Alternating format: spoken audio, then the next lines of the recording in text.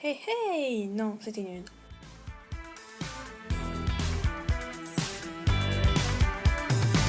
Comme il dit, j'ai cherché le Graal, la jeunesse éternelle. Le potasse dans les veines, j'arrête de fumer, de boire chaque dimanche. Salut à tous et à toutes, c'est Violet Valati ou Violet, mais aujourd'hui c'est une journée très spéciale car c'est sous le nom de Renday 2903 ou si vous voulez 2903 que je posterai mes vidéos. Et donc je vais vous parler un peu de mon perso préféré.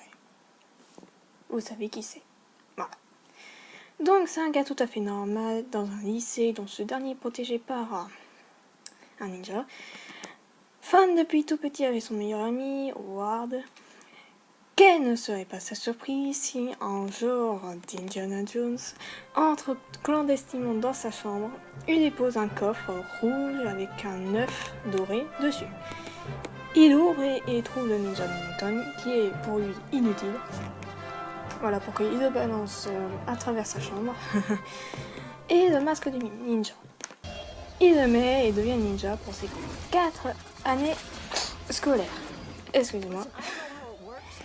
Je vous assure, tous Nourriceville pensaient que c'est un réel ninja qui protège ce lieu et a un comme pouvoir d'être éternel pour servir à bien cette ville, mais non. C'est un gars qui entre à peine en première année et qui doit combattre des monstres et des robots d'un millionnaire qui l'envoie pour l'anéantir. J'ai qu'une chose à dire. Continuons l'histoire. Donc, le jour de la rentrée, M. Bannister demande à sa classe d'écrire en sans mot leurs vacances. Et Randy, sans faire exprès, écrit sur sa copie qu'il est le ninja alors qu'il y avait sur un petit post-it « Ne le dis à personne ». Et heureusement qu'il s'est souvenu. Oh là là. Son meilleur ami, Howard, se demande pourquoi le ninja n'est pas apparu. Et donc, Randy a eu l'idée d'apparaître à la cafétéria.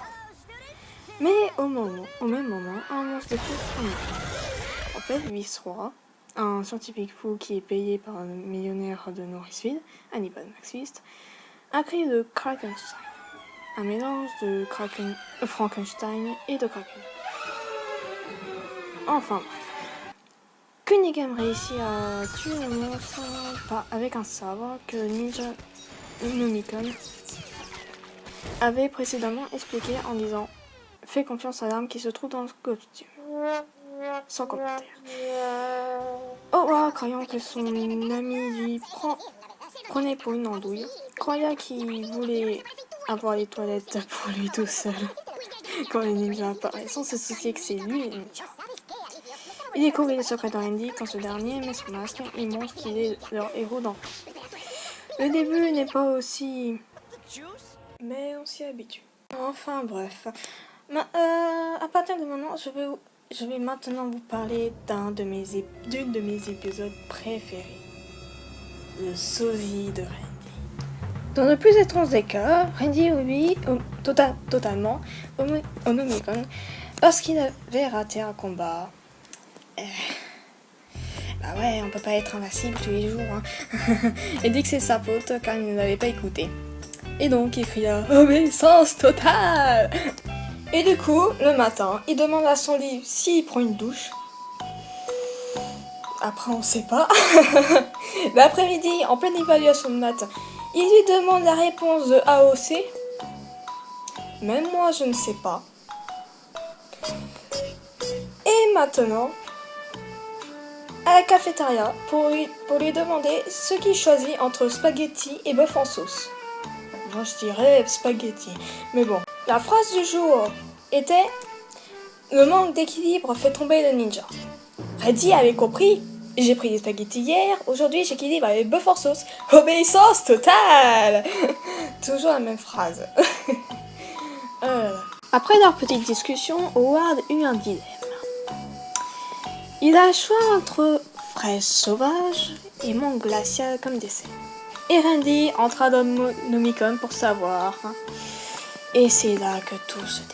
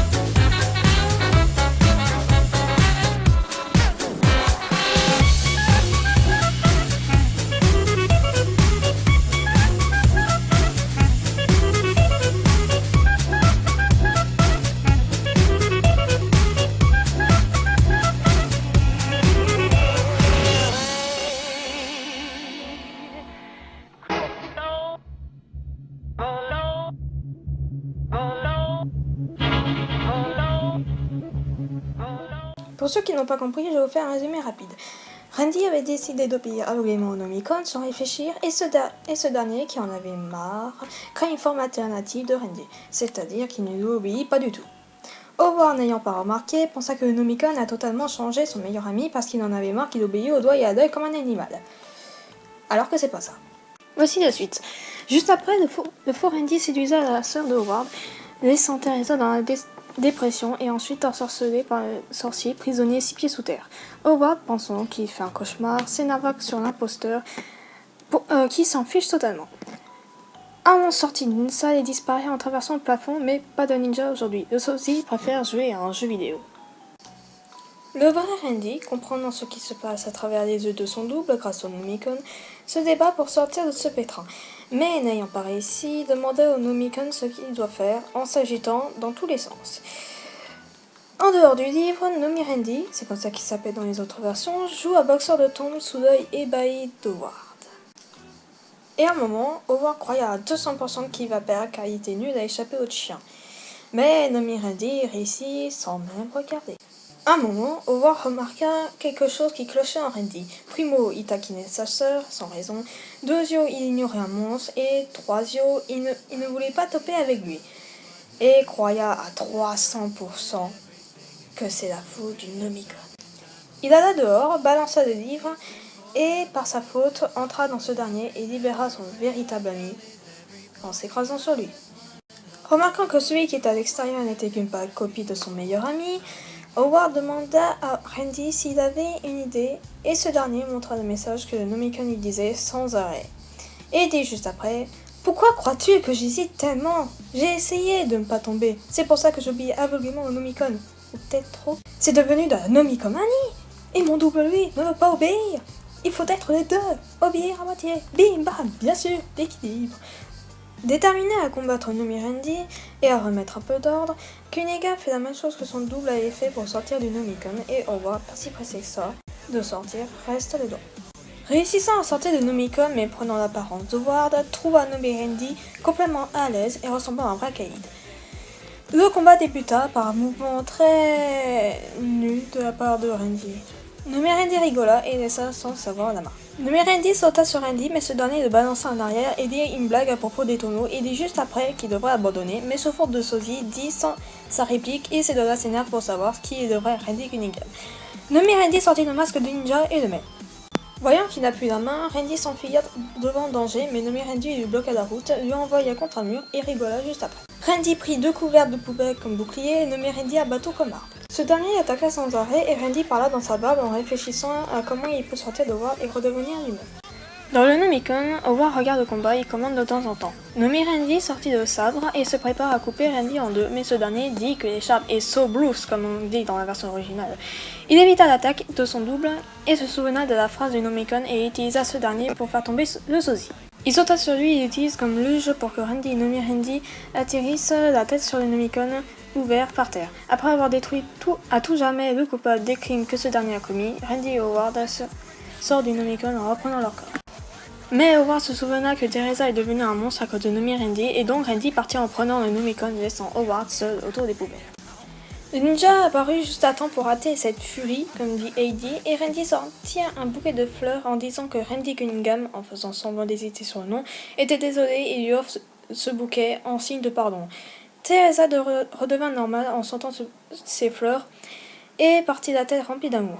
Pour une fois, Eddie dit que Sandy est un mec bien, mais le ninja cria dans tout le couloir que c'est Randy en disant bien sûr qu'il le quittait à l'instant et demanda à deux élèves s'il ne se trompe pas, avant de disparaître avec une boucle de feu.